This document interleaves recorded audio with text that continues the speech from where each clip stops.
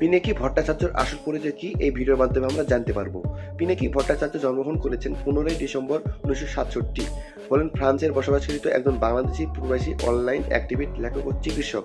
তিনি 2018 সালে নিরাপত্তা সড়ক চাই আন্দোলনের সময় আত্মগোপন থেকে আলোচিত ছিলেন। এছাড়া তিনি আওয়ামী লীগ সরকারের কট্টর সমালোচনা হিসেবে খ্যাত। পিনাকি বাংলাদেশের কমিউনিস্ট পার্টির সাবেক সদস্য হয়ে বামপন্থী রাজনীতির সাথে জড়িত ছিলেন। বাংলাদেশের রাজনীতির ইতিহাসে অন্যান্য বিষয়ের উপর 15টি গ্রন্থ তিনি রচনা করেছেন। বর্তমানে তিনি একজন জনপ্রিয় অনলাইন অ্যাক্টিভিস্ট, ফেসবুক, ইউটিউব, টুইটারে সক্রিয়ভাবে আলোচনা করেন। 2018 সালে শিক্ষার্থীদের আন্দোলন চলমান থাকা অবস্থায় ছাত্র শহীদুল আলম গ্রেপ্তার করে পুলিশ।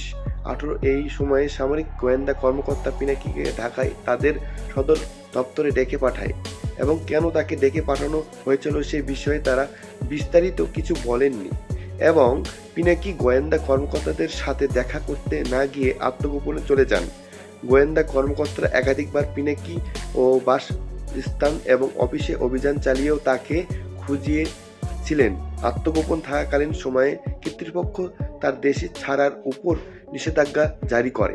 ওই সময় তিনি বন্ধুদের সাহায্য দেশে ছাড়তে সমর্থ হন এবং 2019 সালে জানুয়ারিতে ব্যাংককে পৌঁছান। 2 মাস পর ফ্রান্সে পৌঁছান এবং বর্তমানে সেখানে তিনি এখন রাজনৈতিক আশ্রয়ে রয়েছেন।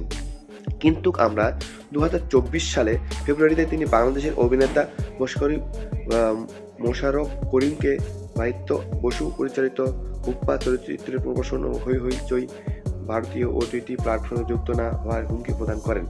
26 এই বছরে মে মাসে তিনি ইসির NID এর ওয়েবসাইটে ঢাকার পরিবর্তে রুবিতে ফ্রি প্রদানের গুজব ছড়ানোর জন্য সমালোচিত হন।